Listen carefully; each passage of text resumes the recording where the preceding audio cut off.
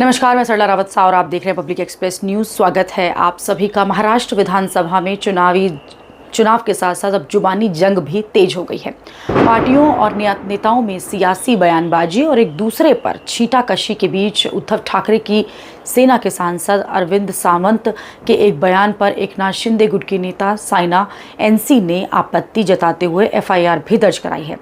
दरअसल अरविंद सावंत ने साइना के शिंदे गुट के चुनाव लड़ने पर सवाल उठाया था और कहा था कि हमारे यहाँ चुनाव में इम्पोर्टेड माल नहीं चलता है।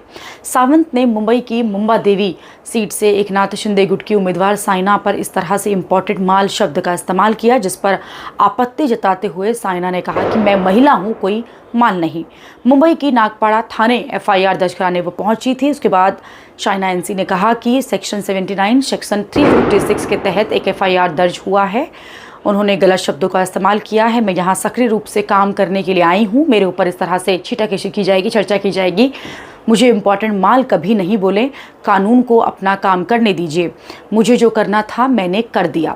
अरविंद सावंत को जब 2014 और 19 में प्रचार करना था तब हम आपकी लाडली बहनें थे, ये भी साइना एनसी ने कहा है। और कहा है कि चुनाव जीत गए हमें अब बहनें बनाकर यहाँ इस शब्द का इस्तेमाल कहना कि मैं इम्पॉर्टेंट माल हूँ। माल का मतलब आइटम है।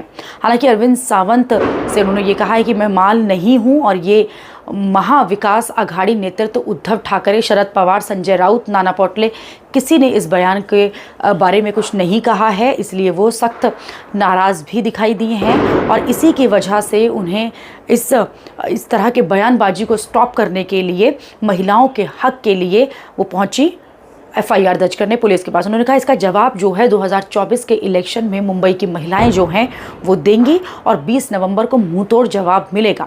हालांकि इसके बाद अरविंद सावंत ने अपनी सफाई भी दी और कहा कि साइना एक दोस्त हैं जिनका वो सम्मान करते हैं। मैंने कभी भी उनका नाम नहीं लिया। मैंने सिर्फ इतना कहा था कि वो बाहरी हैं, वो यहाँ पर काम नहीं कर सकते।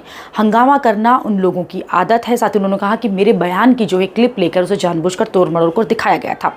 लेकिन साइना एनसी ने इस बयान पर आपत्ति जताई है और सीधा इस बयान के खिलाफ वो पुलिस के पास पहुंच चुकी है। अभी के लिए इतना ही। अगली खबर में आपसे फिर होगी मुलाकात। देश और दुनिया की खबरों के लिए आप देखते रहिए, आप जुड़े रहिए पब्लिक एक्सप्रेस न्यूज़ के साथ। धन्यवाद।